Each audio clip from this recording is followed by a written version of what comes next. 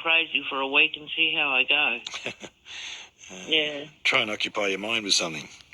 Yeah, you got to occupy your mind, all right. And then I don't know what they put in them these days, Dave, but you tend to go a little bit confused and strange. There's some pretty strong chemicals in them.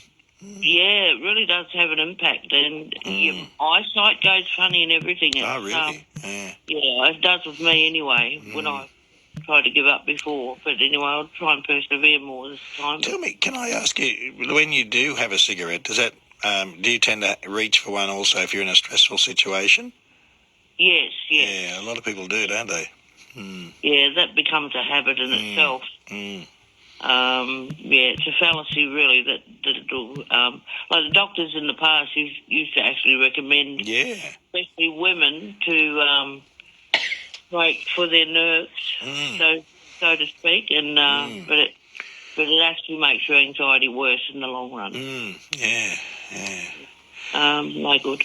But anyway, what I was going to talk about was all this money that's going to the cause of Aboriginality. I want to see an inquiry into how much it is and where it all goes, but I think we have a right to know. Of course we do. I mean, if it was anything else, they'd be asking for it. But by you saying that, you're going to be called a racist. Well, and I think that's wrong because it affects everybody, including the Aboriginal people. It's a lot of money. That's right. I think not just that. I think they should have a really good look at where all the money goes to all the different places and that, because there's an awful lot of money that seems to just disappear. So where's it going? Why isn't it fixing the problems? I mean, do you really think that this voice thing's going to fix things? I don't. The only thing that can fix anything, and this relates to everybody, is taking personal responsibility. Yeah, very well said. Yeah. I can't blame my past for my problems. No. And have someone else expect to prop me up. And I have problems probably created from my past, but it's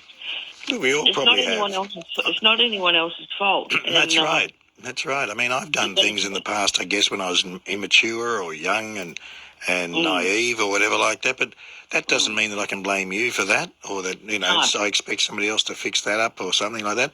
I've taken responsibility of that, and as I say, I think have to be compensated for something that other people have had no part in. Yeah. No, I just sadly think that we're in a situation now where it's an us and them, or it's becoming an us and them society, and that's not healthy. That is not healthy at all. No. It creates more problems. I remember, Dave. When I first come to Aussie in 1973. Where'd you come from? New Zealand. Oh, okay. Yeah. And I was 15, and I can remember, in New Zealand, the race, the situation between the Maoris and the white New Zealanders were pretty good. But we were taught a lot about racism and so on in school and everything, and I was dead against racism and treating anyone different to what. Yeah. I'm the same. That's how I look at everyone as the same. We're all human beings. We all bleed the same coloured blood. I don't care whether your skin's brown, black, green, yellow, whatever. You're a human being. When I first come over here, I noticed, even at that age, well, I suppose particularly because I was that age, there was a lot of racist jokes, that took the mickey out of the Aboriginal people, and I didn't like it back then. I thought it was pretty bad. But it improved a lot over the years, and things got better. And the division was not very great. And look, I went to school now I had in a relationship with an Aboriginal man for 19 years. Okay. And learned a lot about his culture. And I'm very empathetic to the things that did go on in the past. But he got on with his life, and he worked very hard and had a large family and everything, and worked at the railways, worked in the forestry. And can I just ask you, are you rubbing something, I'm just shaking a bit. Oh, okay. I can hear a noise in the background. I didn't know what it was. It's probably that. Sorry, I'm trying to stop. I find I take a fair bit these days. Oh, that's good. On occasion. And anyway, he was very proud. He was a very proud man, and his father was a very proud man as well. And they'd like to look after themselves and their own families without government help. Yeah. And he didn't like for example, the Aboriginal medical service. He thought, why do we need two medical services? We're all the same. Why don't we? Why do we have to have a separate things for separate, Yeah, races? I mean, we're all the same. We just have to stop this us and them characteristics that's starting to really become part and parcel of life these days. I mean, now we're one nation. We're not two. We're one nation. That's right. And now because of this voicing and everything, people are becoming more divided. And I want to know where all the money's going. And like there must be some fat cats out there, Dave. Oh, I'm sure there is. That are getting the cream off the. Well, someone's getting it, aren't they? Someone's getting it. They are. Yeah. And I'd say there's a lot of Aboriginal people out there who are not very happy with this. I'm sure there is too. I mean, there'd be a lot of them out there that, wonder where the money goes because it seems to be a certain. It's just like the elite are getting it, but as to where it goes from that, we don't know. Yeah. But where there is a lot of money, it just creates angst and greed and jealousy. And if we all had the same opportunities and had the same help from the government that's needed from time to time, there wouldn't be all this anger. No, I think this government is more than any other government creating an us and them society, and it's creating division, which shouldn't be happening because, as I've said, I don't want to sound like a broken record, but honestly, we'll never move forward while ever you're got an us and them thing. You can't force something on people. No, that's true. That will make supposedly things better. Things were heading in the right direction and they're ruining it. They are. All right. Will you look after yourself? Yeah, well, you take some of that Bisolven that I said to take because it really helped me a lot. I'll try gargling with red wine too. Well, you could try that too. I like that idea. All right, Alan. See you, Dave. Bye-bye. Bye. 2SM has Sydney talking. Wake up with Richard King from 5 a.m. Like to have a say, love to hear from. Your cognitive functions go up. And get this, right? Apparently, research shows that readers enjoy a longer life by about 3 years longer than non-readers. And I think, all the things are here to just start, even if it's just a little bit. Even myself, sometimes I don't feel like reading and I just read, 2 pages. And I'm like, I feel so much better again. And I sleep better. It's worth a try. That is an absolutely beautiful way to put it. And thank you. Now, finally, apart from Instagram, you're making a coffee table book to celebrate these great places. Is that far away? It's actually launched yesterday. So great. We launched a Kickstarter campaign yesterday to fund the whole project, and we 30% fully funded now. And the great thing about this is that I almost cried when that happened, but the global head of publishing at Kickstarter reached out to me and said, Vincent, I love books as much as you do, and we're gonna bump you up to make sure that everyone at Kickstarter knows about your project, and we became the trending #1 Kickstarter project in the world, and that was very, very exciting to hear. So it's a coffee table book that's called The Most Beautiful Book Places in the World, and essentially it's helping people discover beautiful libraries and bookstores all around the world in a print format. Exactly. Well, dare I say, as the cliche goes, you can find that in good bookstores everywhere. Yes, I love it.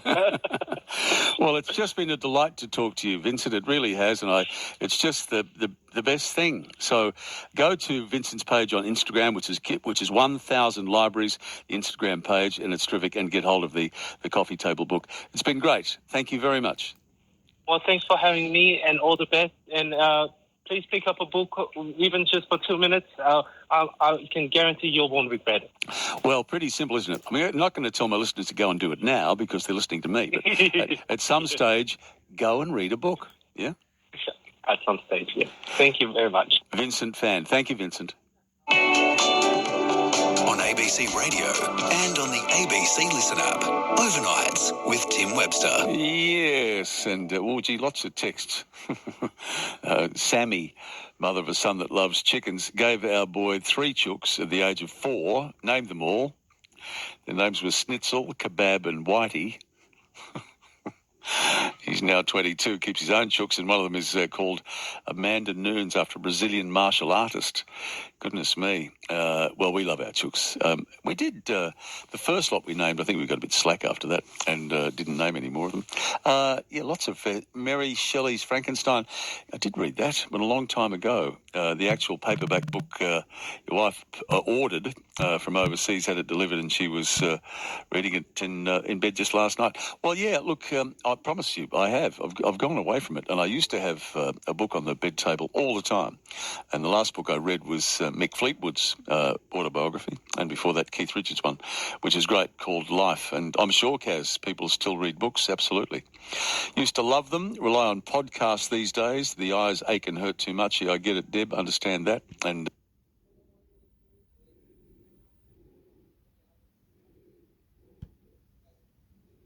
oh, that one don't work.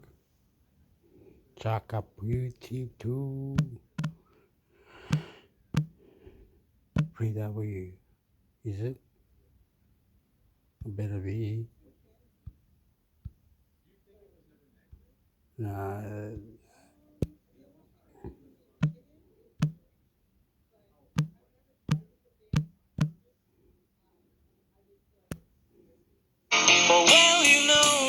Whoa, got there.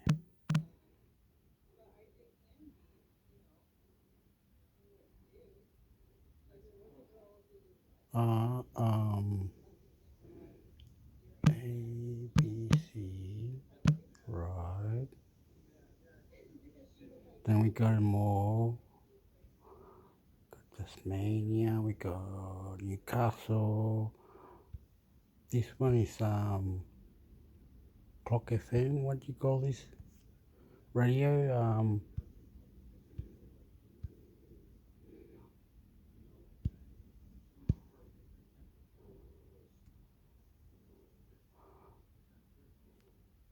what do you call this radio? Anyway, this radio, if we get out of it, we'll stuff it. We better not press that. Right. Then you gotta pick one.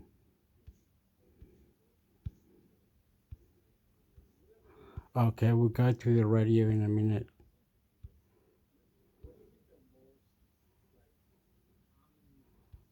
Where did it go? Okay, start from the beginning. You missed it, I bet. But you missed it. It's the national one. There, like that. Oh, that's Newcastle. Okay, this one.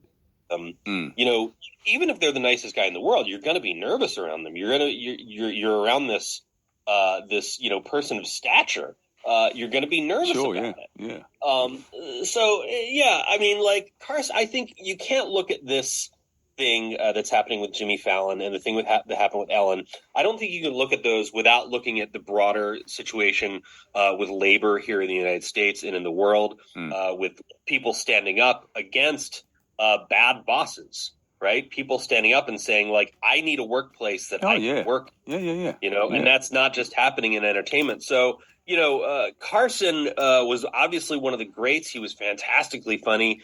You can find clips of him on YouTube and just entertain yourself for hours. But yeah, he may have been kind of a jerk as well. We don't really know because back then, there wasn't as much of a labor movement sort of pushing people, and they may have taken crap more easily. So I think, you don't want to look at Carson and say, well, Carson was great to his staff, because maybe he didn't. But on the other hand, my point is you just want to keep this within the context that it exists. Yeah, exactly. And Glenn from Perth also points out, Dave Letterman's affair. I mean, those who are without sin cast the first stone, I suppose, and it's the rich tapestry of all of that. Yeah. Now, moving on from that, because I don't want to run out of time with this. William Friedkin, I tell you, he's responsible for directing, well, I think one of the greatest movies of all time, in The French Connection. But I think won a swag of awards, didn't it? About 5 Oscars from memory, at least. I think, it won a bunch, and it was nominated for a bunch as well. Yeah, and The Exorcist, of course, wonderful director. But I didn't even know this. His final movie was another version of The Caine Mutiny, and pretty good, yeah. Yeah. If people remember The Caine Mutiny, it's an old movie. Director was Edward Dmytryk, who I don't know very well, but it starred Humphrey Bogart. It also had Fred McMurray, Jose Ferrer in it, and it's about this ship called the Caine, and the mutiny turns out not to necessarily be a mutiny. It's a bunch of sailors trying to do their job with a terrible boss. Absolutely. It's a great film. I love, that he's Bogart's got those 2 metal balls he plays with in his hand. They're all out to get me. They're all out to get me. Fantastic! Wonderful movie. I saw that when I saw it when I was very young, and I'll always remember him on the witness stand with those 2 little metal balls in his hand. Fantastic. Great movie. It's based on a play by the author Herman Wouk from '54, and it's the book itself is good too. People should check that out. It reads very sort of modernly, Friedkin took that play and he made it into a second movie. It's got the great Australian actor Jason Clarke in it. Yes. Lacey, Kiefer Sutherland. Kiefer Sutherland in the Bogart role, Captain Queeg. But yeah, this was his last movie before he died, and it just premiered at Venice. It's apparently very good. Unsurprisingly, it did very well. I don't know if it's been purchased yet. The reason, they screen at these festivals is to get purchased by a distributor and then to get mass release. So we're not sure where it's going to be released yet. But we do know it's been received very well. And again, it is Friedkin. It's a shame that he didn't get to sort of see his last product premiere and everybody love it. But we do have it, and that's great. Yeah, terrific. Now, I want to get to this, not necessarily about filmmaking, but it's such a big story. Danny Masterson, 30 years in jail for rape, but could have a big impact and ramifications for this. The power of Scientology in Hollywood. It's got a lot of power, hasn't it? Yeah. It remains to be seen. Danny Masterson was on a TV show that people probably remember called That 70s Show. Very, very funny show. About 20 years ago, I think on the set of that show, he was accused and then convicted of raping, I think it's 3 women. Right. He was just sentenced to 30 years in prison for that. Danny Masterson is a Scientologist, and people who know Scientology may know that Scientology, when a sort of popular Scientologist, when a Scientologist that a lot of people know is convicted of something, or if they're accused of something, Scientology, the Church of Scientology, they actually have their own sort of intelligence organization. It's called the Office of Special Affairs. They'll try to cover it up. This has been documented a lot, mostly by Leah Remini, who is a former Scientologist herself. And she sort of spoke after the trial about, the fact that this was kind of a victory. Yeah, Scientology has a lot of power in Hollywood. It has a lot of power behind the scenes. And it'll be interesting. And all of their horses and all of their men couldn't stop Danny Masterson from being convicted of rape and then getting a really tough sentence for it. Yeah. So whether this is the sort of first nail in the coffin that'll topple Scientology, I don't know about that. Yeah. But it is interesting to see happen. Yeah, and can I add, I wonder how many badly behaved men from the past are now very concerned about what's going to come to light now. I hope they're all just shaking in their shoes, man. Yeah, indeed. Always great to talk to you, Kevin. Thanks, mate. Thanks, Tim. Kevin Ott in Hollywood. On ABC Radio and on the ABC Listen app. Overnights with Tim Webster. Oh, Alistair.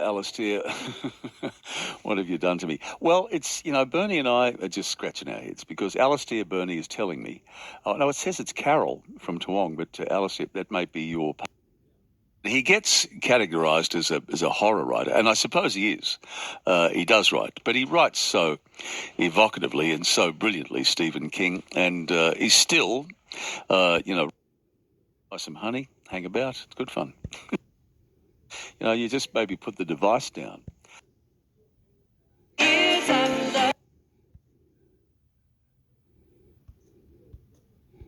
Why are they all the same in one?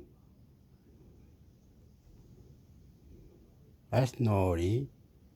Because it should be Melbourne, should be talking about Melbourne, something about what, the book or the funny over there. They should be about, and every region should be about, not one. It's computers.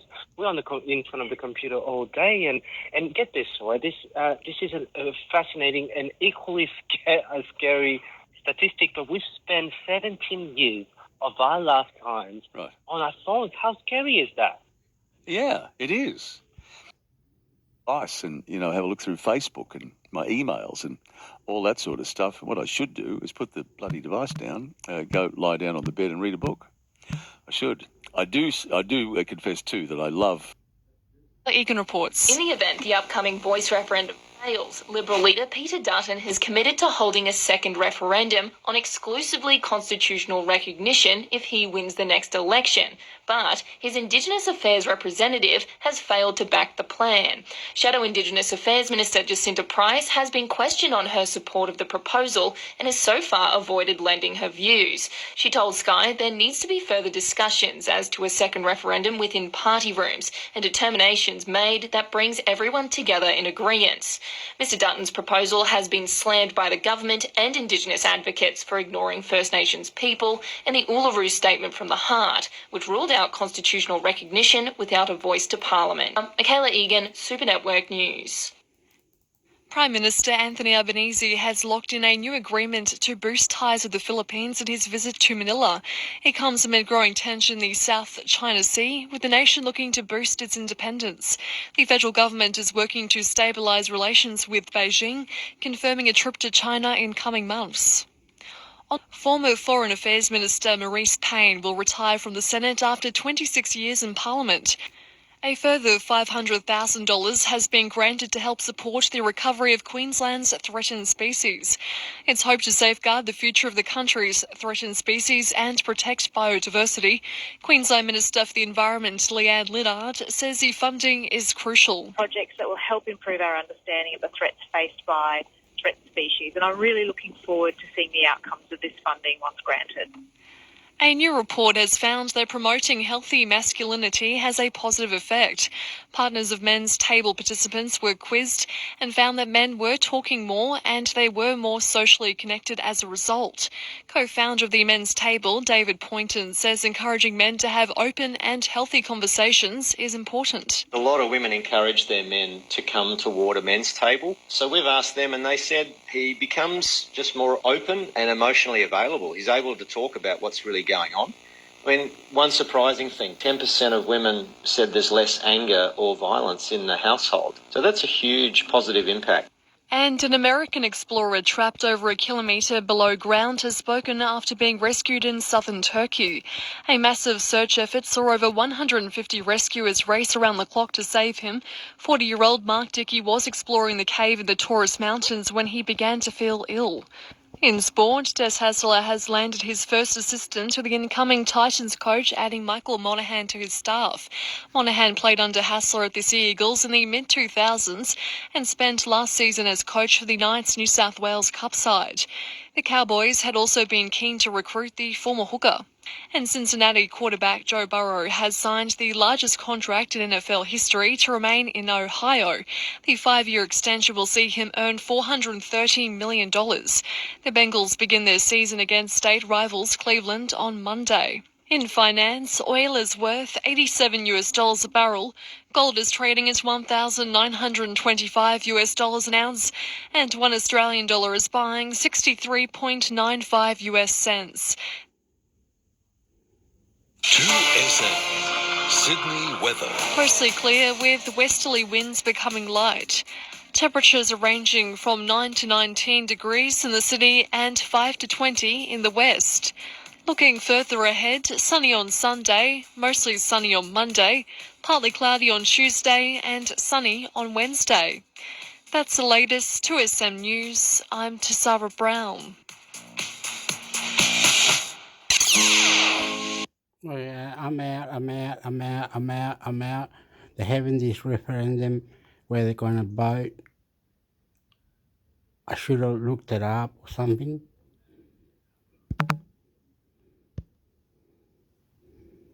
Move this down before I break it. What was that? The government, the radio. Yeah, they got a radio. They can go to the radio. Leave that there. Right. Leave that there. And up here, news. Government.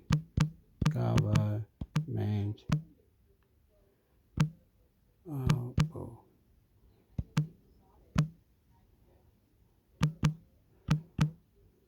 Referendum.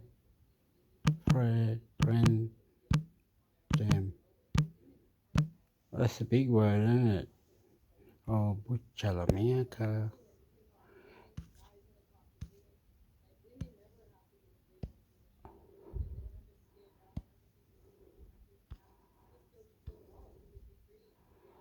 So, this one, like this, is it? And then like this. Oh, something doesn't like it. What's that? How to speak, how to translate. Why they turn off auto translate, isn't it? Oh, no, don't need auto translate. Because, oh, now it's got that. Got this, hurry up. Australian politics, Australia News, The Guardian, 9th September 2023. Home Affairs under Peter Dutton was warned failing immigration detention may have breached duty of care. Published 1:00 a.m. Home Affairs under Peter Dutton was warned failing immigration detention may have breached duty of care. Qatar Airways is at the center of an Australian political saga. Here's everything you need to know. Published 1:00 a.m. Qatar Airways is at the center of an Australian political saga. Here's everything you need to know. Australian politics. Jim Chalmers on protecting Qantas from competition. Australian politics podcast. Published 1:00 a.m. Jim Chalmers on protecting Qantas from competition. Australian politics podcast. House Party. The Week in Parliament. What podcast? No, you won't continue. You probably won't let me. What we want to be Home Affairs, Peter.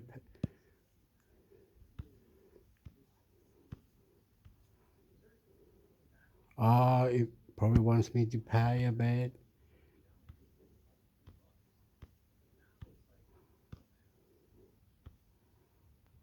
Well,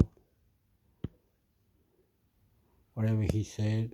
Here we go. Home Affairs under Peter Dutton was warned failing immigration detention may have breached duty of care. Australian Immigration and Asylum. The Guardian. Peter Dutton's Home Affairs Department was warned that immigration detention was failing by an independent review, but options to reduce reliance on detention were not progressed. The report by the former Secretary of the Attorney General's Department, Robert Cornell, found that visa cancellations sent prison-hardened detainees into immigration detention, and warned this may breach the Australian government's duty of care to other detainees, including asylum seekers. The report was completed in March 2020, while Dutton was still Minister, and sent to the Home Affairs Secretary, Michael Pezzullo, and Australian Border Force Commissioner, Michael Outram, who both still serve in those roles. Refugee and asylum seeker advocates have seized on the report, obtained by Guardian Australia under Freedom of Information, as independent confirmation the government was aware of the harms of immigration detention. The report found that the immigration detention system, as a whole, is failing to meet two key principles: to resolve people's immigration status as quickly as possible and manage them in the community unless they pose a risk to others.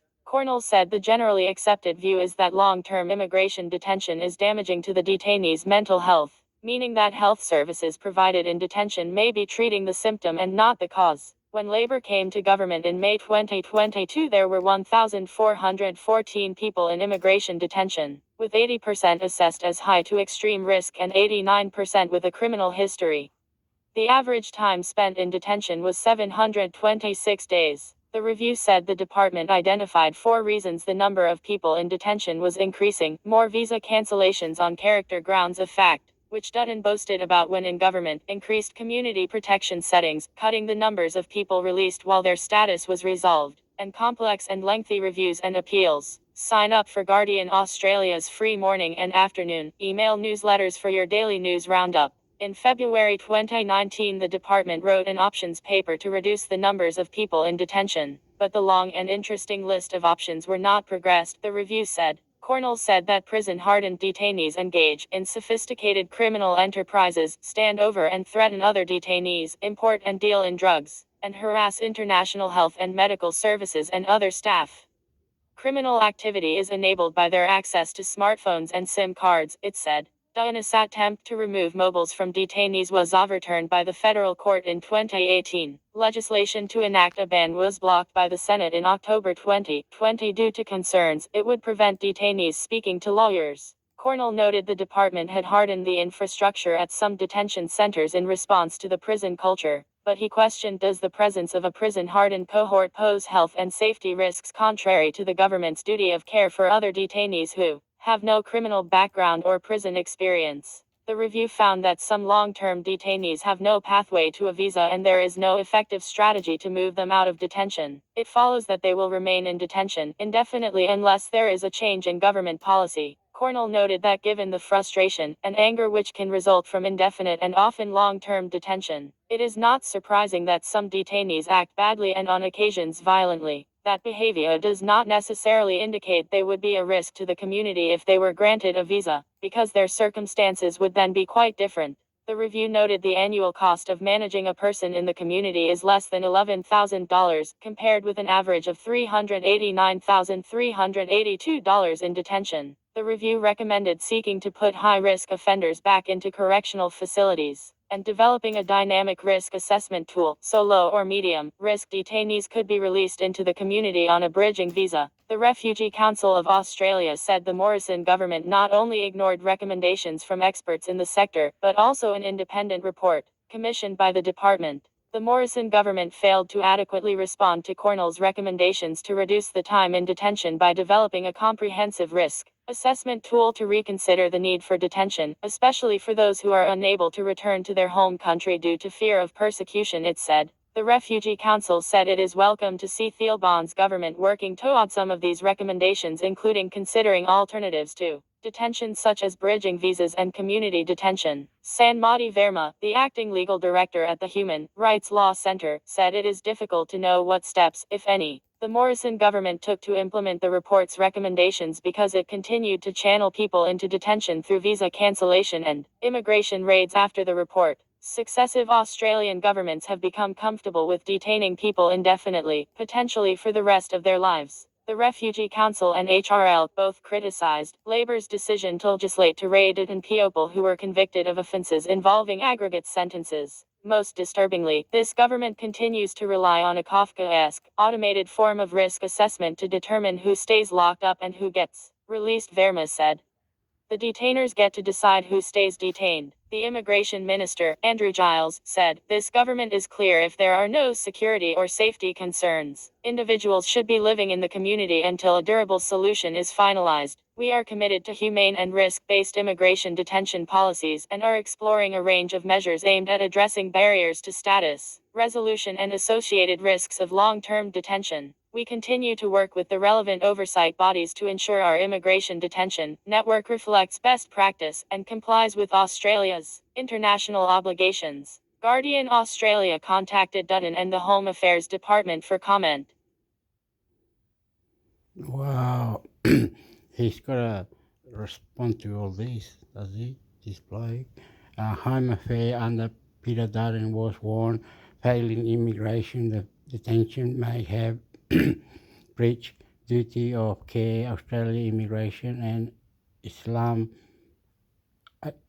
Asylum Guardian, Mr. Pardon Affair Department was warned that the immigration attention file. Wow, chupala.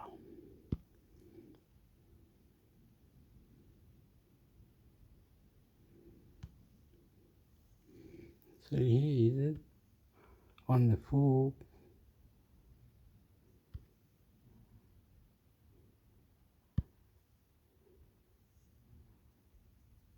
All right, go out.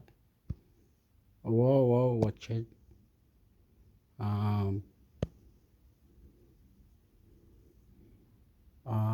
What's the name of it? The full story. Up here. Oh no, it's just the news sector. There's one here. How do we? What contact us for doing in our brain, the daily renewal risk of your dinner, the usually rush of the energy exists, how the surviving the interest rate with squeezy. Huh? ABC Listen. Podcasts, radio, news, music, and more. Hi, I'm Sam Hawley, coming to you from Gadigal Land. This is ABC News Daily.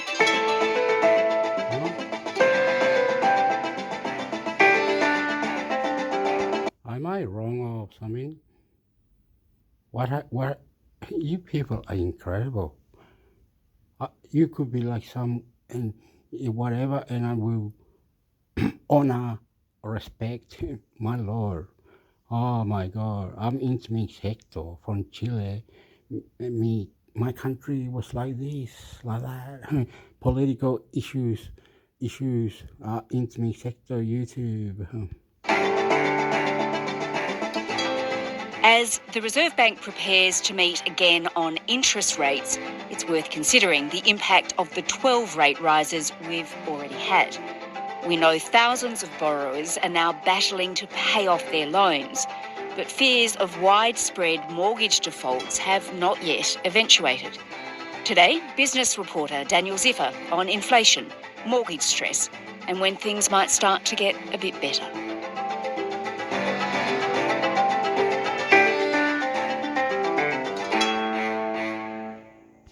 Oh yeah, gotta stop it. Gotta have a mindset that remember that I'm with it. I'm with it too. I'm in it. I'm doing it. I'm with it too. That bad, myself, I'm bad. I don't follow rules. I disobey rules or not like the rules or see what rules or where the rules, how the rules, the government, the land rights, who owns what, who was here first. Where is God predicting this future? When a wormhole that we've got to break up and mix and take it all in. Well, I don't know where we are. I'm a lovable person. I'm a beautiful person. I'm a good person. I'm an Indian person. Love God, YouTube. Intimix Hector, subscribe. Intimix Hector, subscribe. I'm a love. Dan, you've been looking at mortgage. I'm Chilean. My country got taken over by the Spanish. Yep. Oops, pew. Wow, love you. Hablo español. Yo soy chileno. Vengo de Chile. Me gusta español. La mierda. No cambian la constitución. La lengua, el regalo de otra lengua. De otro dinero. De otra lengua nos vamos. Cambiamos, nos vamos a otra lengua, dinero, la guerra con Estados Unidos. Más que mierda. ¿Cómo eso? No, pues. Tenemos que estar juntos, todos unidos, armar un mercado segundo. One planet, one united. Stress, and there are a lot of people who... We are dying of things that we need, other people need, and we can't be homeless. Love and care and industries, people where they get free food, love, the ladies, the men, the babies, struggling, violent, drugs, economics, health, Aborigine laws. And why they saying that? Because they are lying, punctual hypocrites. I don't know. I love you. Fuck ya, ma. Wah, wah, wah, wah, wah, wah. We're in a world of financial pain right now. Those interest rate rises, 12 of them, are making life really tough, aren't they? Well, we've had 12 rate rises across 16 months, a really steep increase, and certainly the sharpest hike that we've ever seen from the Reserve Bank. As a result, you're seeing real stress. The research firm Roy Morgan says that in July, 1.5 million people were at risk of mortgage stress. I think these figures are always hard to work out because it's very uneven across the economy, but there is no doubt that this really substantial impost where interest rate charges, the amount of interest being charged has gone up more than 100% in a year, is hitting home. Wow, yeah. So just explain a bit more, Dan, what mortgage stress is. How is that classified? Well, historically, it's defined as when a household is spending more than 30% of their income on their mortgage repayments.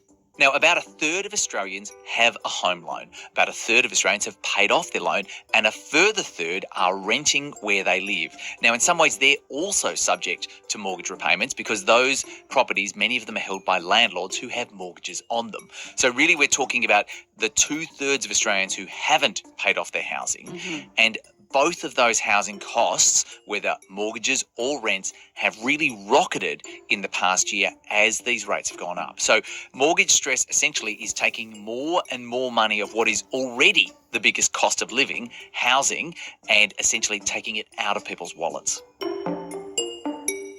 Right, okay. And our colleague, Catherine Diss, she actually spoke to a couple in Perth who are experiencing real mortgage stress.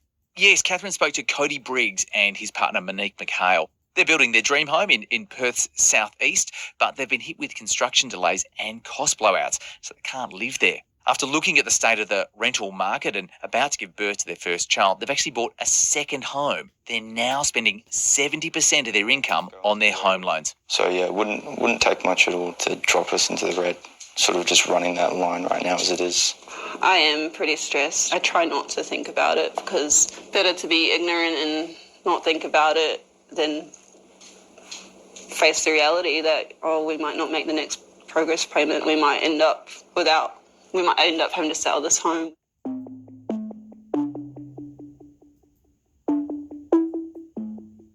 So tell me, Dan, what are the banks saying about how the bulk of their customers are faring right now? We know there's mortgage stress for some, but what about the large majority of people at the moment? Well, this might surprise you, but most of the banks say that the vast majority of their clients are doing just fine. And the reason is it's actually very hard to get finance in Australia. For good reason, we have responsible lending laws, and so that has probably trimmed down some of the problems that we saw in the global financial crisis in around 2008. So as a result, most of the people with loans have jobs or have the capacity to get another one or potentially even a higher paying one if they get in trouble. So most people are doing okay. Where you're seeing the red line starting to rise are in what's called non-bank lenders, where they charge higher rates. They lend to people who perhaps aren't as good a risk or are in fields where they're more exposed. For example, they might have income just from a small business and not from an employer. So these rates are rising. They're certainly within the tolerances that the banks like to have, but one of the issues is that in this non-bank lending space, if you're already maybe can't get finance from a bank and you're stretched there, you're paying more already and you're more in trouble. Yeah, the Commonwealth Bank boss, Matt Comyn, he was speaking recently saying that, while it is a really painful time for some households, people are really taking measures to make ends meet. to make things work, basically. The actual number of customers that are falling behind on their e-payments is very small at this stage, but we do anticipate that the full effect of rates will continue to flow through on households and they will feel And I guess, Dan, it could be worse because our unemployment rate is relatively low, isn't it? It certainly is. Wage growth is slow. It certainly is growing, but not as fast as inflation. So people are certainly going backwards. But as in all these things, it's really uneven. Some people built up very substantial cash buffers during the pandemic. There were some cases, a lot of people 2 years ahead on their mortgage. These things kind of come down to the individual, but we look at the trends over time. Essentially, homeowners will make sacrifices elsewhere. They'll do almost anything to maintain those payments. Banks also now have hardship programs where they have to take into account of people's circumstances. So when people get into trouble, for example, they lose their job or they go through a relationship breakdown, they have to work out plans for people to be able to keep paying their loan. For some of that, that's going to interest only. For some of it, it's making the term of the loan longer.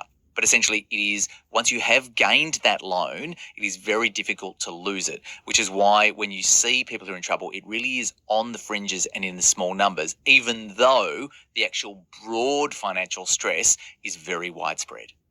All right. So, Dan, let's now look at what the Reserve Bank is going to do next. It's meeting again today, and of course it will be considering the plight of borrowers who took out these huge loans during the pandemic when they decide what to do with interest rates. But its main target is high inflation, right? Absolutely. So the outgoing governor, Philip Lowe, basically tagged high inflation as a massive evil, a tax on everything.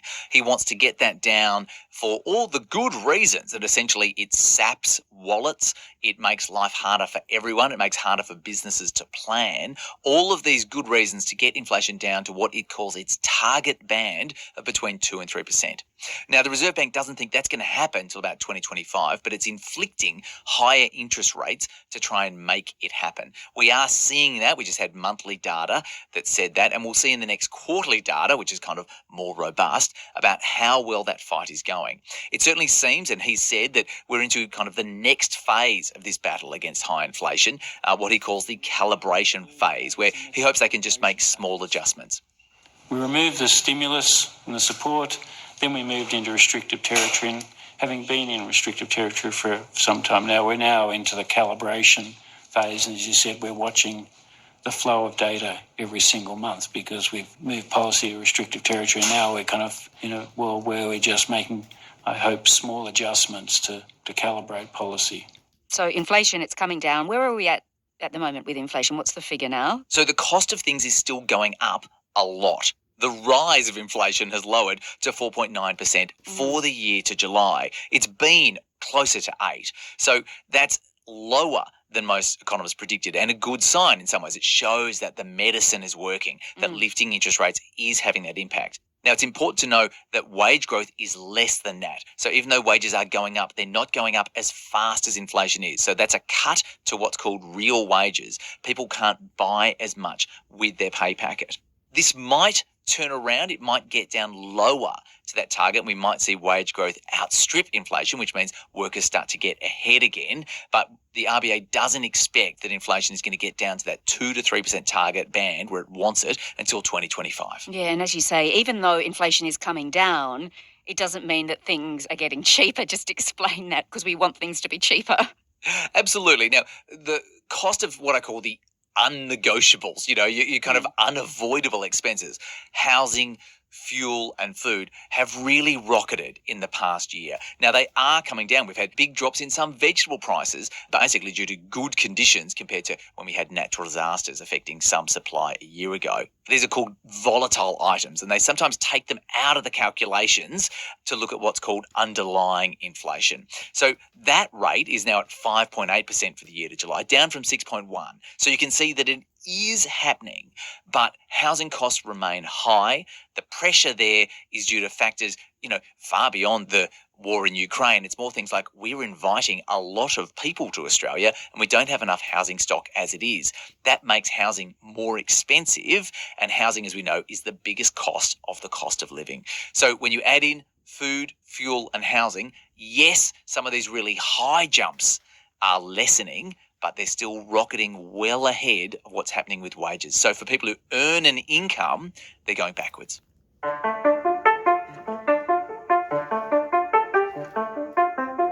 Now, Dan, let's have a look at what might happen with interest rates.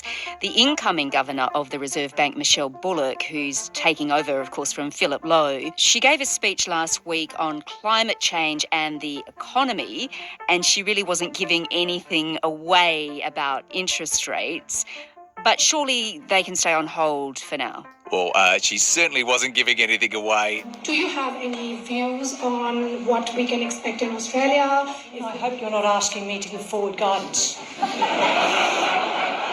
The biggest trap that Philip Lowe fell into during the pandemic was for good reason. He was reassuring people that under the conditions they had, they didn't see interest rates going up until 2024. Assessment that the cash rate is very likely to remain at its current level until at least 2024. The problem was, despite making that promise multiple times and very clearly, they broke it. So Michelle Bullock certainly wasn't giving any preview to today's decision other than saying that another rise may be needed at some point if inflation doesn't keep coming down. We may have to raise interest rates again, but we're watching the data very carefully. We'll be taking decisions for the time being until next year, at least month by month. But the inflation data that we have that show that the medicine is working might be enough to temper them. Certainly most economists who follow this stuff think that we're headed for another pause in interest rates, which means that repayments stay where they are, still at these elevated levels, but not getting worse.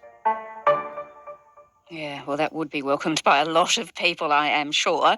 So, Dan, it seems like we're in a holding pattern at the moment where interest rates are high and inflation is outstripping our wage rises. Tell me, how long is that actually going to last, do you think? Some time. The issue, as was noted by Westpac CEO Peter King earlier, about 6 months earlier, is not so much how high interest rates go, it's how long they stay at this level. There are lots of economic headwinds. We don't know what's going on with China's slowing economy. They're our biggest trading partner. There are lots of shocks coming from climate change and natural disasters. So the Reserve Bank's been talking a lot about a narrow path of avoiding recession. I've often thought about this of being someone, on a paraglider kind of coming into land, and you can see this tiny line down on the ground, and Philip Lowe's there, and I guess his passenger, Michelle Bullock, has now taken the reins of this thing, and they're trying to land on this very narrow path for Australia. The Reserve Bank can do so much. There are global economic conditions and government has a part to play as well. What will they do to support people through a cost of living crisis without adding to inflation? Yeah, all right. Well, Dan, let's hope for a soft landing. We're aiming for that narrow path. Let's see if we can hit it. Daniel Ziffer is a business reporter based in Melbourne. This episode was produced by Veronica App, Lara Corrigan. Okay, there's a lot of things that you can hear there on what's going on in Australia, so be proud, or hugs, something that unites to put 1, 2, 3, 4 in the mood or something, or get to the plug-in 3, 4 more bands, a little bit better. I want to buy a mobile phone, so I've got to save. Take me a while. I don't know how long. As they say, $1,000 or higher is good fine. Maybe I look for that. My God, everything around is got to be paid. Computers, TVs. My God, it's all crazy. I don't know what I'm doing. I'm living it now. I'm with the government to unite the Aborigines together with the government, I suppose. Because I live here now, I believe anything could be united more better if it was paid or whatever. You can have this, you can have extra cash, everything, the whole lot. Fix it, upload it, all question decide. Adios. Intermix sector, upala, yes. Anyway, I don't know what I'm. Oop! Oh shit! God. All right, mate.